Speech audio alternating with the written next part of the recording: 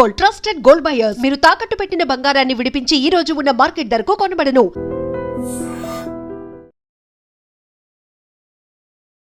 Hi hello నమస్తే, welcome back to our channel. నేను మీ వైషు. పెళ్ళా అమ్మో, దెయ్యం కంటే పెళ్ళంటేనే ఈ మధ్య కాలంలో ఎక్కువ భయపడుతున్నట్టున్నారు. పెళ్ళెందుకులే బాబు, సింగిల్గా ఉండిపోదాం, పెళ్లి చేసుకుని ఎలా చంపేస్తారో అర్థం కావట్లేదు అనేంత దారుణమైన పరిస్థితులకు వచ్చేసాం. నిన్న మొన్న ఒక సినారియో చూసాం. హనీమూన్కి మేఘాలయకి వెళ్ళి మేఘాల్లో కలిపేసింది అనే ఒక వార్త అయితే మీరు అందరూ చూసే ఉంటారు. అంటే మరీ రోజు రోజుకి పెళ్లి వ్యవస్థ ఎంత దిగజారిపోతుంది. ఈ విషయం గురించి మాట్లాడడానికి ఈరోజు నాతో పాటు రామ్ మెట్టు గారు ఉన్నారు, పర్సనాలిటీ డెవలప్మెంట్ ట్రైనర్. సార్తో మాట్లాడదాం. హలో అండి. హలో అండి. నమస్తే. నమస్తే. బాగున్నారా?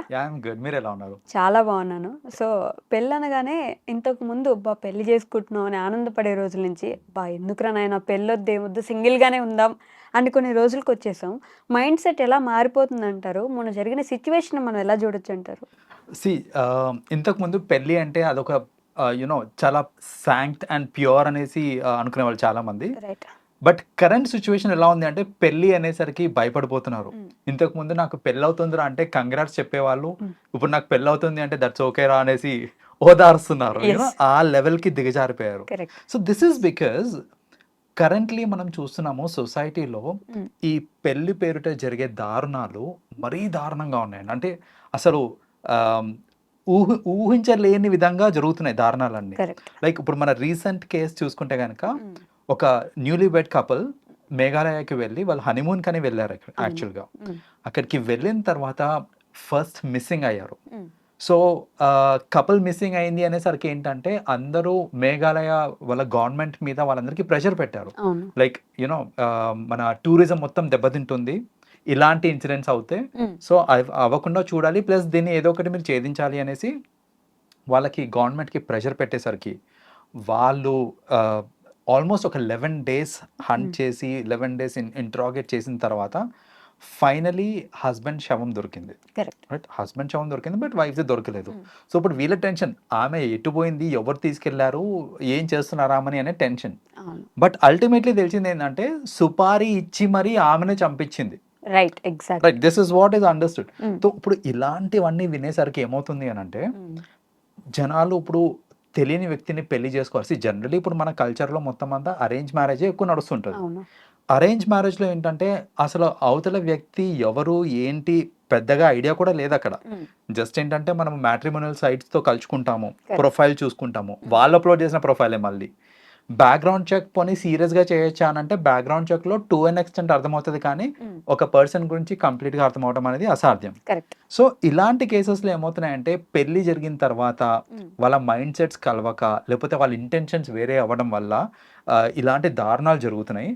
అవి జరగడం వల్ల జనాలు భయపడుతున్నారు, పెళ్లి చేసుకోవాలంటేనే భయపడుతున్నారు. ఆ లెవెల్ ఆఫ్ క్రైమ్స్ జరుగుతూ ఉన్నాయి ఈ మధ్యన చూసుకుంటే. ఈ సిచ్యువేషన్స్ చూస్తుంటే అంటే పెళ్లి కోసం 50 లక్షలు 1 కోటి రూపాయలు పెట్టి ఆ బట్టలు ఇవి అవన్నీ కొనడానికి పెట్టిన ఇంట్రెస్ట్ ముందు ఆ అబ్బాయి గురించి తెలుసుకో, లేకపోతే ఈ అమ్మాయి గురించి తెలుసుకో, వాళ్ళ ఇంట్రెస్ట్ ఏంటో తెలుసుకో అని చెప్పేసి వాళ్ళిద్దరిని ఎందుకు మాట్లాడిచ్చారు? ఎందుకు ఈ ఇంట్రెస్ట్ల గురించి వాళ్ళని మాట్లాడుకోమని చెప్పరు? ఇక్కడ ప్రాబ్లం ఏంటంటే అండి, తల్లిదండ్రులు పెళ్ళి అనేది ఒక రెస్పాన్సిబిలిటీ లాగా చూస్తారు. కరెక్ట్.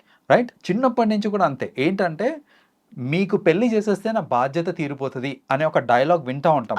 రైట్, అంటే ఏంటి, పెళ్ళిని వాళ్ళు ఒక బాధ్యత లాగా తీసుకుంటున్నారు. అది నాకు భారం, నీ పెళ్ళి అయ్యేంత వరకు నువ్వు నాకు భారం అని ఇండైరెక్ట్గా చెప్తున్నారు. రైట్, సో ఇక్కడ ఏమవుతుంది అని అంటే వాళ్ళ మైండ్ సెట్లో ఏదో ఒకటి చేసి, ఇప్పుడు అంటారు చూడండి 1000 అబద్ధాలు చెప్పని నువ్వు పెళ్లి చేయాలి అనేసి. రైట్, సో ఇవన్నీ ఎందుకు వచ్చినాయి ఇలాంటి సామెతలు అన్నీ అంటే ఇట్స్ బికాస్ ఏదో ఒకటి చేసి పెళ్లి చేసేయాలి అనే mind set.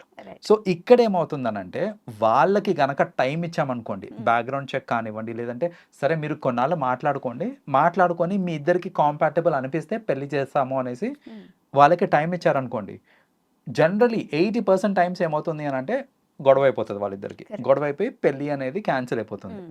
So that's actually fine. నాకు ముందే ఒకళ్ళ గురించి తెలిసి మా మైండ్ సెట్స్ కలవవు అని తెలిసి ఆ మ్యాచ్ క్యాన్సిల్ అయిపోవడం ఇస్ ఫార్ బెటర్. కానీ జనరల్గా పేరెంట్స్ ఏంటంటే దీనికే భయపడి ఎక్కువ మాట్లాడనివ్వకుండా, లేదా ఎంగేజ్మెంట్కి పెళ్ళికి ఎక్కువ టైం గ్యాప్ కూడా ఇవ్వకుండా వెంటనే చేసేస్తూ ఉంటారు. సో ఇలా చేయటం వల్ల ఏమవుతుంది అని అంటే పెళ్ళి అయిపోయిన తర్వాత వాళ్ళిద్దరు కలిసి ఉండలేక ఈ క్రూయల్ థాట్స్ అన్ని వచ్చి ఈ ఈ క్రైమ్కి దారితీస్తూ ఉంటుంది బేసిక్గా. ఓకే. సో ఎందుకు అంత టైం పెట్టట్లేదు అని అంటే జనాలు అంటే జనరల్గా పేరెంట్స్ ఎందుకు అంత టైం ఇవ్వట్లేదు అని ఎందుకు టైం పెట్టట్లేదు అని అంటే వాళ్ళ భయం ఏంటంటే ఏదన్నా కొంచెం అటు ఇటు అయ్యి మ్యాచ్ వెనక్కి వెళ్ళిపోతుందేమో, ఓకే. మళ్ళీ సర్చ్ ఫస్ట్ నుంచి స్టార్ట్ చేయాలి, లేదా నలుగురికి చెప్పుకున్నాం ఫిక్స్ అయిపోయింది అనేసి ఇప్పుడు మళ్ళీ వీళ్ళు వెనక్కి వెళ్తే నలుగురికి నేను ఏం సమాధానం చెప్పుకోవాలి, ఇవన్నీ ఆలోచించి ఏంటంటే జనరల్గా ఆ బ్యాక్గ్రౌండ్ చెక్కి అంత టైం కూడా తీసుకోరు వాళ్ళు. అసలు ఏమవుతుంది ఇప్పుడు వెంటనే పెళ్లి చేయకపోతే ఏమవుతుంది? ఇంకో 2 సంవత్సరాలు నీ ఇంట్లో ఉంటే ఏమవుతుంది నీ కూతురు కొడుకు? ఉంటే ఏమవుతుంది అంటే జనరల్గా 90% పేరెంట్స్కి ప్రాబ్లం ఏం లేదండి. ఈ చుట్టుపక్కల జనాలు ఉంటారు చూడండి, Yes. వాళ్ళకి ప్రాబ్లం. వాళ్ళు పెట్టే టార్చర్ ఉంటుంది. ఇంకెప్పుడు పెళ్లి చేస్తావు, సంబంధాలు వస్తలేదా నీ పిల్లలకి, ఇంకెన్నాళ్ళు సాకుతావు నువ్వే, ఏమన్నా ప్రాబ్లమా మీ ఓన్కి, లేకపోతే మీ పాపకి ఏమన్నా ఎవరితోనైనా ఎఫ్ఐఆర్ ఉందా, ఇట్లాంటి ఆల్ సార్ట్స్ ఆఫ్ క్వశ్చన్స్ అడుగుతారు. అసలు ఈ క్వశ్చన్స్కి లిమిట్ ఉండదు. రైట్. అండ్ ప్రతిసారి ఏమవుతుందో తెలుసా అండి, ఇప్పుడు వీళ్ళు ఒక సర్టెన్ ఏజ్కి వచ్చిన తర్వాత పిల్లలు పెళ్లి వయసుకి వచ్చిన దగ్గర నుంచి ఫంక్షన్స్కి వెళ్ళిన ప్రతిసారి వీళ్ళకి డైరెక్ట్గా పిల్లలకి అవుతుంటాయి క్వశ్చనింగ్, వాళ్ళ పేరెంట్స్కి కూడా అవుతూ ఉంటుంది. ఎవరైనా చూస్తున్నావా, సంబంధం చూడమంటావా, ఎవరు దొరకలేదా ఇంకా, ఇట్లాంటి క్వశ్చనింగ్ అంతా అవుతూ ఉంటుంది. లేదు వాళ్ళకి కొంచెం టైం కావాలంట అనేసి అన్నారనుకోండి పేరెంట్స్, లేదా నేనే టైం ఇస్తున్నా వాళ్ళకి అన్నారనుకోండి, దాన్ని ఒక నెగటివ్ ఫినామినా కింద చూస్తారు. అంటే నీకు అంటే ఆల్రెడీ ఎవరితో ఎఫ్ఐఆర్ ఉందా ఏంటి, ఇలాంటి క్వశ్చన్ ప్రేమిస్తుందా, ఇవన్నీ వస్తూ ఉంటాయి క్వశ్చన్స్. అండ్ వీళ్ళని కూడా పిల్లల్ని కూడా అడుగుతూ ఉంటారు, ఇంకెప్పుడు చేసుకుంటావు పెళ్ళి, ఇంకెప్పుడు చేసుకుంటావు అని. ఈ క్వశ్చనింగ్ భరించలేక ట్రస్ట్ మీ పిల్లలు ఫంక్షన్స్కి వెళ్ళడం మానేస్తున్నారు. నిజం. ఇలా ఒక అంటే పెళ్ళిడికి వచ్చిన పిల్లలు ఉంటారు చూడండి, వాళ్ళు అసలు రావడం మానేస్తున్నారు. ఏదో ఒక సాకు చెప్పి నాకు పని ఉందనో అయితే ఏదో ఒకటి చెప్పి మానేస్తున్నారే తప్ప వెళ్ళడానికి ఇష్టపడట్లేదు. కరెక్ట్. కొన్నాళ్ళు వాళ్ళ పేరెంట్స్ వెళ్తారు, కానీ వాళ్ళ పేరెంట్స్కి కూడా ప్రెషర్ పడ్డప్పుడు ఏంటంటే వాళ్ళు కూడా ఏదో ఒక సాకు పెట్టుకొని ఈ ఫంక్షన్స్కి వెళ్ళడం మానేస్తున్నారు. సో బేసిక్గా ఇంట్లో ఉంటే ప్రాబ్లం ఏంటంటే ఇదే ప్రాబ్లం ఏంటంటే నలుగురు 4 మాటలు అంటా ఉంటారు, మనము పట్టించుకోతాయి. మనకి ఎవరు ఇంపార్టెంట్, మన పిల్లలు కరెక్ట్గా మంచోళ్ళ దగ్గరికి వెళ్ళడం ఇంపార్టెంట్, మంచోళ్ళతో పెళ్ళవడం ఇంపార్టెంట్. ఈ నలుగురు ఏమంటున్నారు అనేది మనకి ఇంపార్టెంట్ కాదు. బికాస్ ఒకటి అర్థం చేసుకోవాల్సింది ఏంటంటే మీరు ఏం చేసినా ఏలైతే చూపించే వాళ్ళు ఉంటారు. రైట్. మీరు ఈ పద్దాక దాన్నే పట్టించుకున్నారు అని అంటే మీ లైఫ్ మీరు హ్యాపీగా ఉండలేరు. సో అలా కాకుండా టైం తీసుకోండి. ఒక పెళ్లి చేస్తున్నారు అని అంటే టైం తీసుకొని బ్యాక్గ్రౌండ్ చెక్స్ ఒకటి ఫస్ట్లీ కరెక్ట్గా చేసుకోవాలి. రెండోది చాలా ఇంపార్టెంట్, అసలు కాంపాటబిలిటీ ఎట్లుంటుంది అనేది చూసుకోవాలి. చాలా ఇంపార్టెంట్ అండి. మీరు చూస్తారు మనకి ఎంత శాలరీ అని చూస్తున్నాం మనము, వాళ్ళకి ఎంత ఆస్తి, ఒక్కడే కొడుక ఇంకెవరైనా ఉన్నారా, అది కూడా ఎందుకు చూస్తున్నాం అంటే ఆస్తి మొత్తం మనకే వస్తుందా, షేర్ అవుతుందా, రైట్, ఆడపడుచులు ఉన్నారా, ఇవన్నీ చూస్తున్నారే. కానీ అసలు పిల్లాడు ఎట్లాంటోడు, ఆ పిల్ల ఎట్లాంటిది, వీళ్ళిద్దరికి అసలు మైండ్ సెట్స్ మ్యాచ్ అవుతాయా కావా, వాళ్ళు హ్యాపీగా ఉంటారా ఉండలేరా ఫ్యూచర్లో, వాళ్ళ ఆస్పిరేషన్స్ ఏమున్నాయి, ఇవేమీ పట్టించుకోరు. జనరల్గా ఇప్పుడు మన దగ్గర అయ్యే పెళ్ళిళ్ళన్నీ ఇట్లనే ఉంటాయి. అందుకనే ఏంటంటే పెళ్ళిళ్ళు సస్టైన్ అవుతలేవు ఈ మధ్యన. కొంచెం వాళ్ళకి అంటే మనం కూడా బ్యాక్గ్రౌండ్ చెక్ చేసి వాళ్ళకు కూడా కొంత సమయం ఇచ్చి మాట్లాడుకోండి, అర్థం చేసుకోండి ఒకరినొకరు.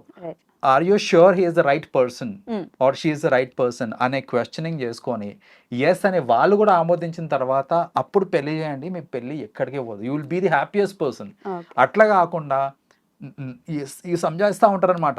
ఇక నువ్వు అన్ని చూడొద్దు, కొన్ని నువ్వు కాంప్రమైజ్ కావాలి, మేము చేసుకోలే మేము బతుకుతలేమా, సో ఇట్లాంటివన్నీ అంటూ ఉంటారు చూడండి. అక్కడ ఏమవుతుంది అంటే ఇంకా సమ్వేర్ మనం పర్సువేట్ చేస్తున్నాం పిల్లల్ని, అరే చేసుకో పెళ్లి చేసుకో అనేసి, ఎందుకంటే నా రెస్పాన్సిబిలిటీ పోతుంది అని ఒక సెల్ఫిష్ థాట్ అది. కానీ ఐ అర్జ్ పేరెంట్స్, మాకు తెలుసు మీ ఆవేదన ఏందో మాకు తెలుసు, అట్ ద సేమ్ టైం కొంచెం టైం తీసుకొని బ్యాక్గ్రౌండ్ చెక్ చేసుకొని కరెక్ట్ పర్సన్కి ఇవ్వండి. ఎందుకంటే ultimately at the end of the day మీ పిల్లలే, వాళ్ళు సంతోషంగా ఉంటే మీరు సంతోషంగా ఉంటారు. సో అనవసరంగా ఫోర్స్ చేసి వాళ్ళని బాధ పెట్టి టెంపరీగా నా రెస్పాన్సిబిలిటీ పోయింది కదా అని అనుకుంటారు, కానీ ఫర్దర్ గా మీకు మళ్ళీ అదే బర్డెన్ అయ్యే ఛాన్స్ ఉంటుంది. అది అవ్వకుండా చూసుకోండి. ఈ సిచ్యువేషన్ లో కూడా పెళ్లి చేశారు, ఆమెకు వద్దనుకుంటే డివోర్స్ ఇవ్వచ్చుగా, కావాలని చంపించే అంత పగెందుకుంది ఆమెకి? మీరు డివోర్స్ దాకా వెళ్తున్నారండి. ఆమె పెళ్లి రీసెంట్ గానే జరిగింది, అసలు వద్దు అని డైరెక్ట్ చెప్పొచ్చు. ఇక్కడ మల్టిపుల్ థింగ్స్ అయి ఉండొచ్చు. ఒకటేంటంటే she already has an affair with someone else. So ఆ సమ్వన్ ఎల్స్ తో అఫైర్ ఉంది కాబట్టి ఈమె ఇంట్లో చెప్పుకుంది, ఇంట్లో ఒప్పుకోలేదు, అదన్నా అయి ఉండొచ్చు. లేదా ఇంట్లో చెప్తే నన్ను చంపేస్తారో, లేకపోతే మా పెళ్లి కానివ్వరు అనే భయంతో చెప్పుండకపోవచ్చు. ఏదన్నా అయి ఉండొచ్చు. కానీ ఈ మొత్తం సినారియోలో బలైంది ఎవరు అంటే అమాయకులు బలయ్యారు. ఇప్పుడు పాపం ఆ పర్సన్‌కి ఆమె ముందే చెప్పుంటే, నాకు ఈ పెళ్లి ఇష్టం లేదని చెప్పుంటే, ప్రశాంతంగా ఇంకోళ్ళని పెళ్లి చేసుకునేటోడు కదా! అరేంజ్ మ్యారేజ్ సెటపే కదా అది. సో, ముందే చెప్పేసుకుంటే అయిపోతది. కరెక్ట్. అయితే ఇక్కడ ఏంటంటే పేరెంట్స్ కూడా లిబర్టీ ఇవ్వాలి. ఏంటంటే చెప్పుకునే లిబర్టీ ఇవ్వాలి. యెస్. నాకు ఇష్టం లేదు అన్నప్పుడు ఫోర్స్ చేయొద్దు. ఆ లిబర్టీ ఇచ్చుకుంటే ఏంటంటే వాళ్ళు ముందే చెప్పుకుంటారు. ఇలాంటివన్నీ జరగవు. కానీ ఆయన్ని చంపేస్తే ఏమొస్తుంది సో, అసలు? ఇప్పుడు at the end of the day ఆయననే కదా అడ్డు. ఇప్పుడు వాళ్ళ ప్రియుడికి ఇంకా ఈమెకి అడ్డు ఎవరు అనంటే భర్తనే అడ్డు.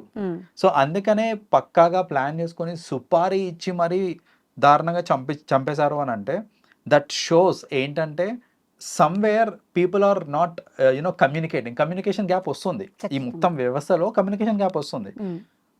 అయితే నేను కూడా ఏం అడ్జస్ట్ చేస్తానంటే చాలా మందికి, మీరు ఒక పెళ్లి సంబంధం ఓకే చేసేక ముందు it is very much important to talk. అబ్బాయి అమ్మాయి మాట్లాడుకోవాలి. నేను అనేది వాళ్ళ ఫ్యామిలీ మెంబర్స్ కాదు. అబ్బాయి అమ్మాయి మీరు ఇద్దరు మాట్లాడుకొని నీకు ఖచ్చితంగా ఇష్టమా లేదా, ఇష్టం లేదనంటే ప్లీజ్ నాకు చెప్పు, నా సైడ్ నుంచి నేను క్యాన్సిల్ చేస్తా అనే నమ్మకం ఇస్తే అట్లీస్ట్ ఏంటంటే వాళ్ళకి నిజంగా ఏదైనా మనసులో ఉందనుకోండి, నాకు వేరే వాడు ఉన్నాడు మనసులో బట్ ఇంట్లో బై ఫోర్స్ చేస్తున్నారు, ఇట్లాంటిది ఏదైనా ఉందనుకోండి, అట్లీస్ట్ ఏంటంటే మీరు ఆ భరోసా ఇచ్చినప్పుడు మీకు చెప్పుకుంటుంది, నాకు నిజంగా ఇష్టం లేదండి, ఇంట్లో వాళ్ళు ఫోర్స్ చేస్తారు నాకు, but I have someone else అనే ఒక frank commitment or frank confession చెప్పేశారు అనుకోండి అక్కడ.